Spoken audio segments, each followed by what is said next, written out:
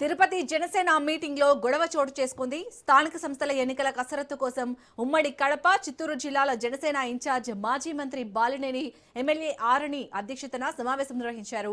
ఈ సమావేశంలో జిల్లా కమిటీ నాయకులు, కార్యకర్తలకు తగిన ప్రాధాన్యం ఇవ్వడం లేదని జిల్లా పరిశీలకులుగా వచ్చిన బాలినేని శ్రీనివాస్ ని జనసేన కార్యకర్తలు ప్రశ్నించారు. అధ్యక్షులు హరిప్రసాద్, అనంతపురం వరుణ్, కడప సుంకర శ్రీనివాస్ ను పదవుల నుంచి తొలగించాలని డిమాండ్ చేశారు. కార్పొరేట్ వ్యాపారం చేసే వాళ్ళు పార్టీకి ప్రయోజనం లేదని, వారి వ్యాపారాలు చేసుకోవడమే సరిపోతుందని జనసేన అధ్యక్షులపై కార్యకర్తలు ఫైర్ అయ్యారు.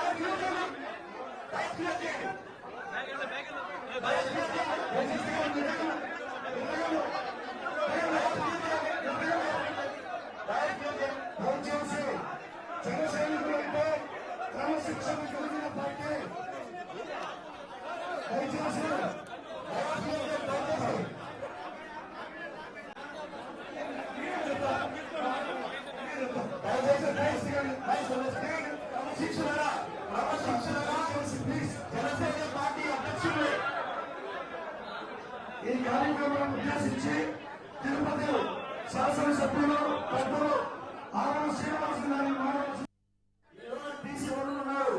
ఫోన్ చేయండి, చెప్తారు సుశాంత్ ఫోన్ చేశారు కదండి, సుందర్ శ్రీనివాస్ గారు ఫోన్ చేశారు కదండి. ఎట్లా ఇంటర్వ్యూ చేస్తారు? అధిష్టానం తెలియజేయాలి. ఇదే రాజకీయం అంటే రాజకీయం అంటే రంగలోకం కాదు. రాజకీయం అంటే పెద్దలు బాలినేని శ్రీనివాసరెడ్డి గారు కానీ ఆర్ఎన్ శ్రీనివాసరెడ్డి గారిని నేను చెప్పేది ఒకటే, దయ ఉంచి జిల్లాకు ముగ్గురు చొప్పున ఈ పిఓసిని అధ్యక్షులు తీసేయండి. హరిప్రసాద్ కావచ్చు, సుందర్ శ్రీనివాస్. రైట్, ఇటు తిరుపతి జనసేన మీటింగ్ లో అయితే గొడవ చేసుకున్నట్టుగా తెలుస్తుంది. దీనికి సంబంధించి పూర్తి అప్డేట్స్ ని మా ప్రతినిధి నారాయణ అందిస్తారు. నారాయణ, అసలు ఈ మీటింగ్ లో గొడవ జరగడానికి కారణం ఏంటి? అలాగే అక్కడ మాజీ మంత్రి బాలినేని కూడా ఉన్నట్టుగా తెలుస్తుంది. డీటెయిల్స్ ఏంటి?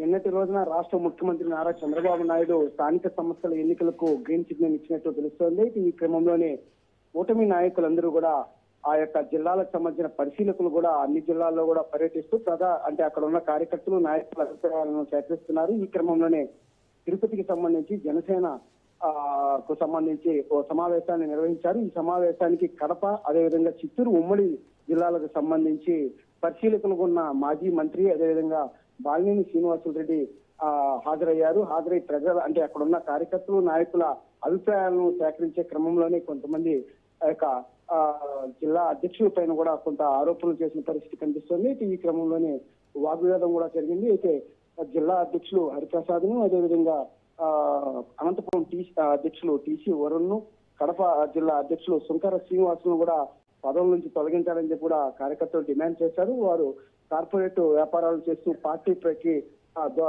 అభివృద్ధికి మాత్రం దోహదం చేయలేదు. అదేవిధంగా పార్టీకి సంబంధించిన కార్యకర్తల నాయకులు ఫోన్ చేస్తే వాళ్ళు అందుబాటులో ఉండడం లేదు. కాబట్టి వాళ్ళని వెంటనే తొలగించి వారి స్థానంలో కూడా పనిచేసే వాళ్ళని నిబద్ధతతో పనిచేసే వాళ్ళని కూడా అధిగమించాలని చెప్పి డిమాండ్ చేశారు. తామంతా పవన్ కళ్యాణ్ భావాజాలంతో కూడా తమ పార్టీలోకి చేరాము, అయితే పార్టీ పురోభివృద్ధికి ఏమాత్రం వాళ్ళు దోహదపడలేదని చెప్పి కూడా పెద్ద ఎత్తున కూడా ఆరోపణలు చేసిన పరిస్థితి కనిపిస్తుంది. అంటే పరిశీలకుల ముందే వారి యొక్క ఆగ్రహాన్ని, వారి యొక్క ఆవేదన కూడా వెల్లబుచ్చిన పరిస్థితి కనిపిస్తుంది. ఇదే విషయాన్ని కూడా బాలినేని శ్రీనివాస్ కూడా అధిష్టానం దృష్టికి తీసుకెళ్తాను అని చెప్పి కూడా ఆయన చెప్పడం కూడా జరిగింది. అంటే పూర్తిగా జిల్లాలో కూడా ఎంతో తాము శ్రమపడి పార్టీ గెలుపు కోసం తాము ఎంతో శ్రమపడ్డామని చెప్పి అయితే తమకు సముచిత స్థానం కల్పించలేదని చెప్పేది కూడా తమ వాదన వాళ్ళు చెప్పడం కూడా జరిగింది. Shalini. Right, thank you Narayana.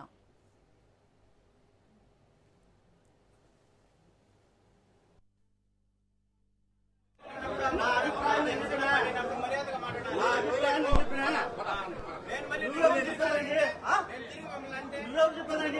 అభిప్రాయం చెప్పినా